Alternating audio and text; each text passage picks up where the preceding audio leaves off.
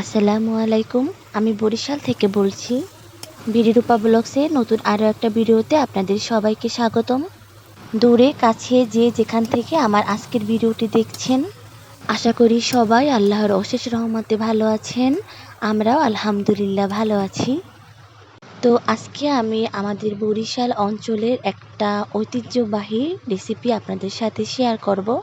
রেসিপিটি হচ্ছে মরিচ ভাজি, যে রান্নাটা আমরা মূলত বেশি করে নারিকেল এবং বেশি পরিমাণে চিংড়ি মাছ দিয়ে করে থাকি। খেতে অসম্ভব মজা হয়। আমার প্রিয় আপু ভাইয়ারা ভিডিওটি না টেনে আমার সাথে থেকে ভিডিওটি সম্পূর্ণ দেখবেন। আশা করি আমার আজকের রেসিপিটি আপনাদের কাছে ভালো লাগবে। আমার প্রিয় আপু ভাইয়ারা লাইক দিয়ে সম্পূর্ণ ভিডিওটি দেখে আমার পাশে থাকবেন আশা রইল। মরিচ ভাজি রান্নার মূল উপকরণগুলো একটু আপনাদেরকে দেখিয়ে দিলাম।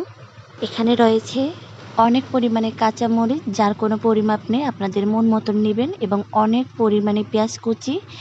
এখানে আমি 2টা নারকেল বেটে নিয়েছি। প্রথমে চুলায় কড়াই দিয়ে তার ভিতরে পরিমাণ মতন তেল দিয়েছি। এখানে বেশি পরিমাণ তেল দেবেন। তারপরে দিয়েছি বেশি পরিমাণ পেঁয়াজ কুচি এবং রসুন কুচি। এই পেঁয়াজ আর রসুনটাকে তেলের ভিতরে বেশ ভালো করে একটু ভেজে নিব। মরিচ ভাজি রান্নাটা মূলত বেশি পরিমাণে তেলের ভিতরে কষিয়ে রান্না করে থাকে। পেঁয়াজ আর রসুন যখন ভাজা ভাজা হয়ে যাবে তখন দিয়েছি অনেকগুলা পরিমাণে মরিচ কাটা। যেহেতু এই রান্নাটার নামই হলো মরিচ ভাজি, যার কারণে বেশি পরিমাণে মরিচ দিতে হবে। মরিচ যখন একটু ভাজা ভাজা হয়ে যাবে তখন দিয়ে দেব চিংড়ি মাছ। এখানে আপনারা দেখতেই পাচ্ছেন আমি অনেক পরিমাণে চিংড়ি মাছ নিয়েছি। তারপরে দিয়েছি স্বাদ মতন লবণ, তারপরে দিয়েছি হলুদের গুঁড়া। এখন আমি এই উপকরণগুলোকে বেশ ভালো করে একটু কষিয়ে নিব। এই উপকরণগুলোকে যখন কষাবেন তখন কোনো মতে একটু পানি দেবেন না, পানি দেওয়ার কোনো দরকার নেই। আলতো আঁচে অল্প তাপে এই মশলাগুলোকে বেশ ভালো করে কষিয়ে নেবেন।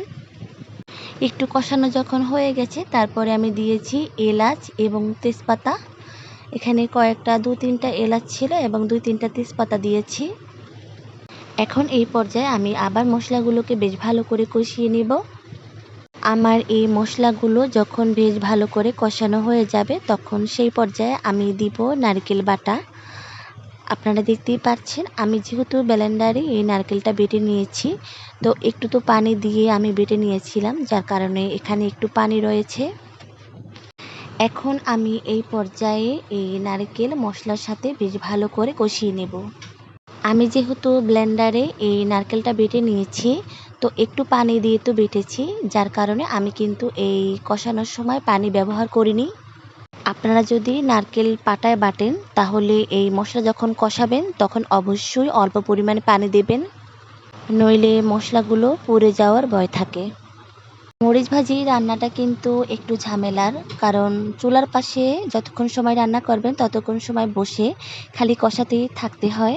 রান্নাটা একটু পরিশ্রম, কিন্তু মাঝে মাঝে মজাদার কিছু খেতে হলে একটু পরিশ্রম করাই যায়, তাই না? আপনাদের সাথে কথা বলতে বলতে দেখতেই পাচ্ছেন নারকেলের ভিতরে যে একটু পানি ছিল সেই পানিটা কিন্তু কষাতে কষাতে অনেক পরিমাণে শুকিয়ে গেছে। মরিচ ভাজিটা রান্না করতে যতক্ষণ না সময় লাগে, কিন্তু খেয়ে শেষ করতে কিন্তু সময় লাগে মাত্র 5 মিনিট। আমাদের এই বরিশাল অঞ্চলে আমার দেখা মতে এমন কেউ নাই যে এই মরিচ ভাজিটা পছন্দ করে না। বরিশালের ঐতিহ্যবাহী এই মরিচ ভাজিটার যদি একদম সঠিক স্বাদটা পেতে চান আমার প্রিয় আপু ভাইয়ারা, তাহলে আমার এই আজকের রেসিপিটি দেখে একদিন হলেও এই মরিচ ভাজিটা রান্না করার চেষ্টা করবেন। ইনশাআল্লাহ আপনাদের কাছে এই মরিচ ভাজা রান্নাটা কিন্তু অনেক ভালো লাগবে। এখন এই পর্যায়ে দেখতেই পাচ্ছেন আমার মরিচ ভাজাটা একদম ভাজা ভাজা হয়ে গিয়েছে। যখন দেখবেন মরিচ নারকেলটা একদম ভাজা ভাজা হয়ে সুন্দর একটা ঘ্রাণ বের হয়েছে, তখনই বুঝে নেবেন রান্নাটা একদম পারফেক্টভাবে হয়ে গিয়েছে। আমার প্রিয় আপু ভাইয়ারা যারা যারা একটা লাইক দিয়ে আমার সাথে থেকে সম্পূর্ণ ভিডিওটি দেখে নিয়েছেন তাদেরকে অনেক অনেক ধন্যবাদ। আর যে সকল বন্ধুরা আমার চ্যানেলে নতুন ভিজিট করেছেন তাদের যদি আমার আজকের ভিডিওটি ভালো লাগে তাহলে একটা লাইক দিয়ে আমার চ্যানেলটিকে সাবস্ক্রাইব করে আমার পাশে থাকার অনুরোধ রইল। আর একটা অনুরোধ, একটা সুন্দর একটা কমেন্ট করে যাবেন, এতে করে আমিও আপনার চ্যানেলে ঘুরে আসতে পারবো। এবং আমিও আপনার বন্ধু হয়ে পাশে থেকে যাব। সবাই ভালো থাকবেন, সুস্থ থাকবেন। আল্লাহ হাফিজ।